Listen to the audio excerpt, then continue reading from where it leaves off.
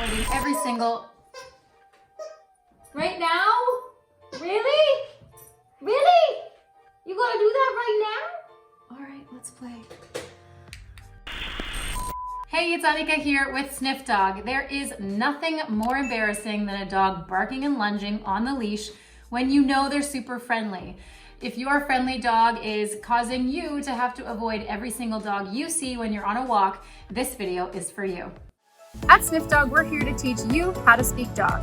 If you can have a better understanding of your dog, you can have a relationship built off trust and fun. We want to come on this wonderful journey of pet ownership with you to help empower the love and connection between you and your pup. Before we get started with today's video, I want to give a quick shout out as always to Piggy Palace. Thank you so much for all of the comments you're leaving on all of our YouTube videos. It means a lot to us, and we look forward to having your continued support moving forward.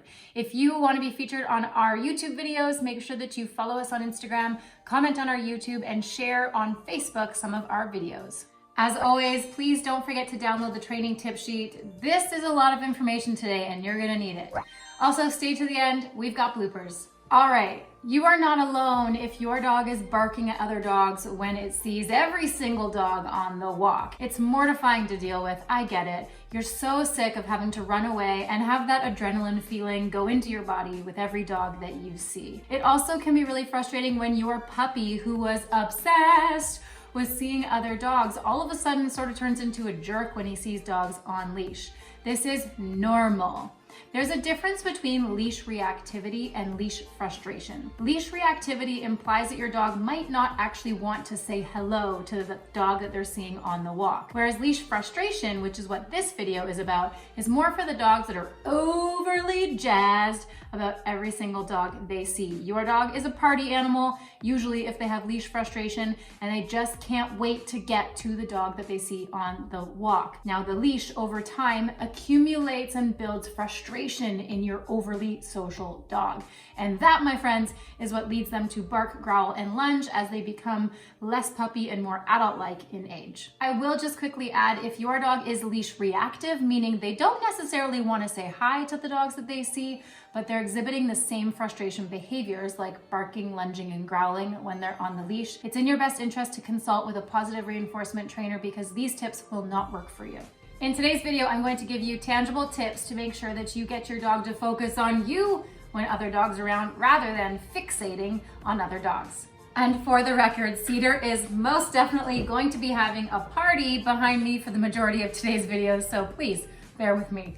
What you're gonna need for today's video are high value treats like hot dog, chicken, cheese, low value treats that are more processed treats, and a treat pouch to wear on every single walk that you go on. Let's talk about why leash frustration exists in the first place. Leash frustration is one of the most common behavior issues that pet owners deal with, especially in city environments. It's really artificial for dogs to learn how to greet other dogs and engage other dogs appropriately on the confines of a 6-foot string. The thing is, as they age from puppies to adults, we continue to facilitate these very artificial greetings. And by the time your dog is a teenager or an adult, they've likely developed a couple of things. One is the expectation that every dog they see on the walk is that they're gonna get to say hi to them. So if you don't let them say hi when they start to age a little bit, they get really agitated by that. The second problem is that the communication that happens when two dogs are on leash is a little bit wonky. And so oftentimes there's miscommunications that happen, and accumulatively over time,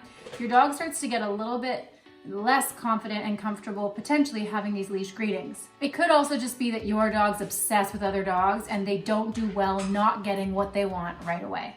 A common error I see people make is we get really fixated on getting solutions for the barking problem, but we don't put the work into foundational skills when there are no dogs around. If your dog doesn't have these skills in a non-distracting environment, or even when there's no dogs around but they're still outside, there's no way in hell they're gonna listen to you to do any of these things when you are around other dogs. So you must practice these skills when there's no dogs around in order to get your dog to have any concept of being able to listen to you when there are dogs around. I'm going to remind you, this video is for dogs that are highly dog social. dog-obsessed dogs that look like they are aggressive or frustrated when they're on the leash because they want to get to the dog so bad. These tips are not for dogs that are aggressive with other dogs or fearful of other dogs. Let's get started on some solutions for all of you dog owners that are dealing with the embarrassment of a leash-frustrated dog. Today's 3 training tips are: tip number 1, teach your dog watch me, leave it, stay, and general leash manners. Tip number 2, manage your dog's environment. And tip number 3, play the engage, disengage game with your dog. Tip number 1 involves training your dog 4 foundational skills. Now, this sounds like a really easy thing to achieve, but it's actually really hard. It might require that you enlist the help of a trainer in person to achieve these goals, or you can always visit our YouTube videos. We have a number of them regarding those 4 particular skills. If your dog currently barks, lunges, or growls when they see other dogs on leash due to excitement, you really need to focus on teaching your dog self-control. Self-control comes from training games and activities and you making sure that you're being very clear about what your expectations are of them on a daily basis. Now, your dog's general excitement levels are going to impact their willingness to bark and lunge and drag you towards every dog they see when they're on a leash because they want to say hi. If you leave your house and your dog's in a frenzy, they're super jazzed and ready to party on the walk, and you don't take the time to slow them down through some watch me training, stay before exiting the door or the gates or the front lobby doors, then your dog is going to be way up here when you need them to be down here and a bit calmer, in the chance that they happen to see something that triggers their reactivity or frustration behaviors. The skill of your dog being able to hear you and respond to you when there are dogs around is something that will come with time and a lot of patience and practice. This is not a quick fix. This is a very tough behavior to modify, especially when your dog is between the age of about 9 months and 15 to 16 months. They're really easily agitated and aroused, aka excited, during those ages, and you're very likely to deal with this problem until about your dog is 2 years old, even if you intervene at all the right times in all the right ways. Let's move to tip number 2. Manage your dog's environment. Now, this is a very detailed section of tips. It's important that you do all of these things right, because if you're doing only one thing wrong out of the following suggestions, it will be totally throwing off your results. If you're watching this preventatively, you can actually prevent leash frustration from developing by giving your puppy or dog the idea that they get to meet 1 out of every 5 to 10 dogs that they see when they're on leash. However, if you already have a leash-frustrated dog, you, my friends, have a lot tighter rules coming your way from me. If your dog exhibits lunging, barking, growling, dragging you, fixation, pancaking, aka not moving at all, when they see other dogs when they are on leash, you should probably stop all leash greetings with other dogs altogether until you've got some training results. Everybody hates that recommendation. It is absolutely the key component to this training protocol. If you continue to tell your dog, yeah, you can probably meet most of the dogs that you meet on leash, even though you're barking and lunging to get there, your dog very quickly learns that lunging and barking gets them what they want, which is access to the dog. And what behavior do you think you're gonna deal with more? Lunging, barking, growling, fixating, and obsessively digging their feet into the earth to try to get to that dog. So you must eliminate all leash greetings altogether between your dog and any dog that they see on the walk.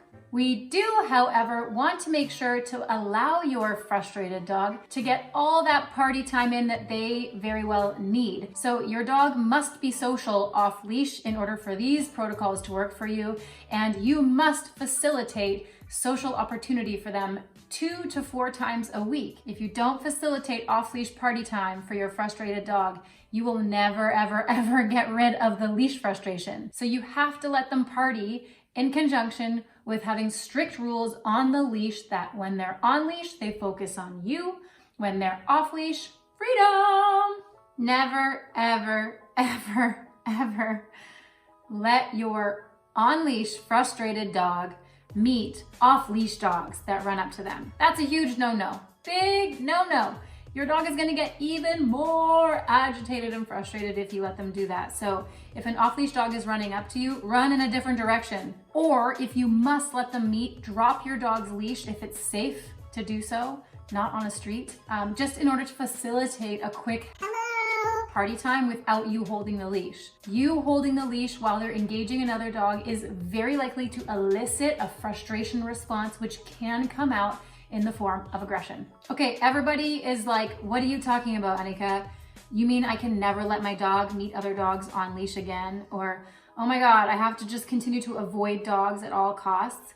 Yeah, that's what I'm telling you in the short term through your training protocol. But once you do your homework and you get committed, really committed to this protocol for months, not weeks, not days, but months consistently, you will be able to let your dog get closer and closer to other dogs on leash, but that doesn't come until they prove to us that they can exhibit self-control, which circles us back to tip number 1. And once they exhibit self-control and they know what to do when dogs show up on the leash walks, then my friends, you can let them get closer and closer to dogs. In case I haven't made it blatantly clear for you, you must at all costs avoid close proximity to other dogs when you're on a leashed walk with your frustrated dog. Space is the most important thing. If you're sitting here thinking, how the hell do I exercise my dog and avoid dogs within close proximity of us? I live in a dense area. They're everywhere. I'm never going to be able to do that part of this goal. That's okay. Maybe get in your car and drive to a quieter neighborhood where you're less likely to run into as many dogs. Or exercise your dog in the parkade, or go to a parking lot where there's less dogs to be seen, where you know you've got lots of space on your side. But you must avoid the danger zone where there's dogs everywhere as much as possible. A couple of fundamental tips, which we'll end tip 2 with, is you have to walk your dog in a harness or a halty if they're leash agitated and frustrated. Control is really important with dogs like this, so taking away the pressure from their collars will be really, really helpful to reduce frustration. The other thing is you must walk them on a 6-foot standard leash, avoiding retractable leashes. Retractable leashes or extendable leashes sort of give your dog an inconsistent idea of where the leash ends, and so they're constantly pulling to find the end of it. Pulling is the beginning of leash frustration, so we can't be facilitating pulling. They really need to be on a standard 6-foot leash for control purposes. The last quick environmental tip is the training treats that you use for all of the foundation skills like watch me, leave it, stay, leash manners, whether inside or outside, those should remain the lower value, more processed treats. Not biscuits or anything like that, but just small breakable treats that aren't your dog's most favored treats. Your dog's most favored treats are going to be the ones that you save for tip number 3. You must walk all the time with 2 kinds of treats in your fanny pack.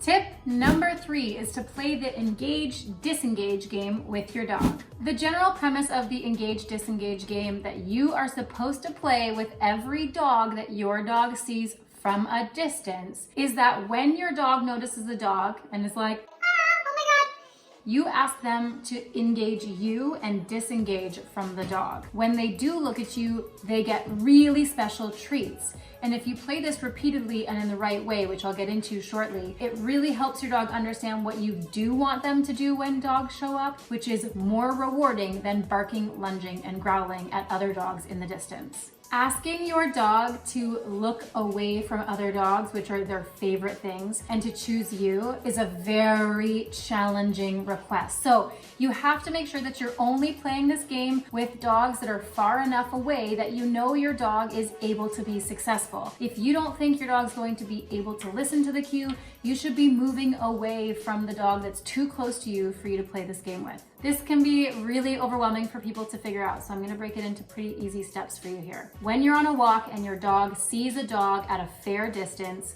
ask your dog to watch you. When they look at you, reach for those treats and hand deliver them the good stuff. The good stuff should be the high value food that they only get when dogs show up. If you deliver that food on the ground under their nose, they're much more likely to be calm moving forward. So yes, and then reach for the food, toss it on the ground. They eat the food, they look back up at the dog. Repeat. When they see the dog, ask them to disengage the dog, re-engage you with watch me. When they look at you, yes. Reach for the treats, hand deliver to them, or drop them on the ground. Repeat that over and over and over until your dog is able to just willingly look at the dog and then look at you, because they know if they look at the dog and look at you, they get the good stuff. Let's say your dog looks at the dog, you ask them to watch you, and your dog cannot look at you. You need to commit to about 10 to 15 seconds of cheerleading. So it might sound like this. Fido, watch me. and Fido's locked in. Up here, up. Here. If Fido still is like, no, there's a dog, and he can't listen to you, you need to get him out of there, because the longer he's staring, the more you're inviting him to lead further and further towards barking, lunging, and growling at the other dog. By walking a dog in a harness or a halty, when you're sort of in these shitty, sticky situations where you're like, he won't listen and I need to get the hell out of here, you're allowed to take control of the leash and take them away. They often will not choose to leave a dog that they are really locked in on, so that might have to be a choice that you make for them. You can try luring them with a handful of food to leave said dog, but you are more than likely going to have to apply tension to the leash, no corrections, but consistent, constant pressure in an opposite direction to get them to disengage from that dog fully in order to prevent that barking, lunging, and growling that is sort of inevitable if they're locked and loaded that badly. I will quickly add that if your dog knows hand signals like touch, or leave it, or front, or sort of any other behavior that they might respond to instead of watch me, it would be best if you asked your dog to do something instead of yanking on them to remove them from the lock and load position they're in. Because when you pull on the leash, you're actually contributing to frustration and you're inviting a reaction just by applying tension to the leash. So just be prepared that when you apply tension to get them out and abort the mission because they're not able to listen to you, you might inadvertently and accidentally lead them to a reaction. But if you find that that's a habit of yours, you need to make sure that you are taking more space from dogs in general. A common mistake that people make when executing this protocol is having a handful of food ready and prepared all the time in your hands in case you see a dog. It's not the biggest deal, but we don't want to distract your dog from other dogs with just handfuls of food being delivered to them, because there's not a lot of learning happening if you're doing that. Yes, if you're in a sticky situation, you can totally, with a handful of food, distract, and get their focus on you and the handful of food and not the dog. Don't feel bad about that. That's actually a great management tool. But we don't want to rely only on that, because we're trying to teach your dog that if they look at a dog and then look at you, they get reinforcement that's something that is super unique and special and delicious. So like cheese or something that you don't worry them eating too much of, but that you're able to be a little bit more generous with outside when they see dogs on the walk. Over time, your dog is going to start to really think like, holy shit! When I see dogs on the walk and then I look at you, I get cheese. It's the only time I get it. Careful about how much cheese you give your dog, but something that high value to them. Ideally, over time, they begin to be conditioned to believe that the dog showing up is the cue for them to look at you to get the goods. And with a highly food motivated dog, this is quite efficient. Now, once they understand the general concept that, okay, I look at a dog, I look at you, I get good stuff, once that becomes sort of second nature to your dog, you can start to see two things. The first is they're gonna start to see dogs and then play the game with you without you asking them to watch you. That, my friends, is the goal. I want them to look at you when they see a dog every single time in order to ask for permission, basically, for that reinforcement that you've conditioned them to expect when a dog shows up. If they offer watch you without you asking, you better have some celebration cheers, because that is amazing and that is hard work for your dog. The second thing that we want to see is that you can begin to get closer and closer to these dogs while your dog still remains in control of themselves and their reactions, and they're still able to play the engage and disengage game with you. Now, forgive me, I should have said this earlier and I'm gonna say it now. In order for you to have results, you have to be really consistent. You have to bring those treats on every single walk, because if your dog sees a dog and it's 13 feet away and they play the engage disengage game with you, meaning they see the dog, they look at you whether you ask for them to or not, and you don't have food on you, you're unconditioning them. You're unwiring some of the efforts that you've put in to teach them that when they see a dog and they look at you, they get good things. So you must be consistent for 6 to 12 weeks at least before you start to see any change in behavior. After the 12-week mark, I really recommend you continue on and on and on with the training until your dog, maybe over the course of 6 months to a year, begins to really voluntarily offer you eye contact away from other dogs, which is, for the record, the exact opposite of lunging, barking, growling, and fixating on them. They are choosing you instead of choosing the dog, which is our goal in the first place. Okay, folks, this is the simplest way that I can try in the meantime to help you sort of resolve or fix your leash frustrated dog's embarrassing behaviors, but it's not to be taken lightly. This issue can lead to aggression over time. So make sure if this doesn't help you or you've been dealing with it for quite some time, that you do reach out to a professional dog trainer for in-person support using, of course, positive reinforcement training methods, and make sure that the trainer is certified. Things to avoid. Don't ever punish your dog or shame them or correct them physically for exhibiting barking, lunging, or growling. You are very likely to cause bigger issues if you do that, because now your dog is frustrated and getting in trouble when dogs show up, which makes them not like when dogs show up. Also, avoid using any correction devices like shock collars, prong collars, or anything that hurts or scares them when dogs are around to stop barking, because again, you risk the problem getting far worse if you use any quick fixes. I promise you that. The last thing to avoid is letting your leash frustrated dog meet other dogs on leash. It will lead to more and more frustration, I assure you. Thank you so much for watching today's video. I hope that you are able to exist in your neighborhood with a little bit less shame thanks to me and this video. Don't worry, you're not alone. There's an entire community of people everywhere we go that are dealing with an embarrassing leash frustrated dog. It is rectifiable with the help of a trainer or some of these training solutions, and make sure that you do not replace training altogether by only watching these videos, because this behavior will require a little bit of extra in-person attention. If you like what you see here and you're enjoying learning, please do not forget to subscribe to our YouTube channel. Press the notify button so you find out when our next video comes out, which is every single week. Give us a follow on Instagram. I've got lots of extra tips happening there for you. And like and share our information and content on Facebook. Please don't forget to download the training tip sheet. I made it for you with a lot of tips from today's video. And as always, enjoy the bloopers. Cheers! Okay, but not the squeaky ones while I'm working. Kind of solve the